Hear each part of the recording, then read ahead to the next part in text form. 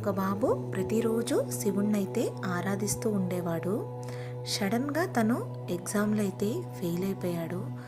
ఏంటి నేను ఇంత భక్తితో పూజ చేస్తున్నా ఎగ్జామ్లో ఫెయిల్ అయిపోయానని చెప్పి ఇంటిలో ఎవరు ధూపదీప నైవేద్యాలు పెట్టినా సరే శివునికి చెందకుండా ఉంచేవాడు.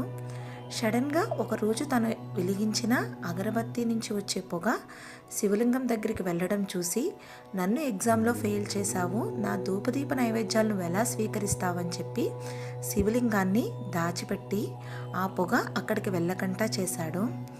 తను తర్వాత రాసిన ఎగ్జామ్లో అయితే పాస్ అయ్యాడు. శివునికి నైవేద్యాలు పెట్టినప్పుడు ఫెయిల్ అయ్యాడు. ఆ నైవేద్యాలు స్వీకరిస్తున్నాడని చెప్పి దాచిపెట్టినప్పుడు పాస్ అయ్యాడు.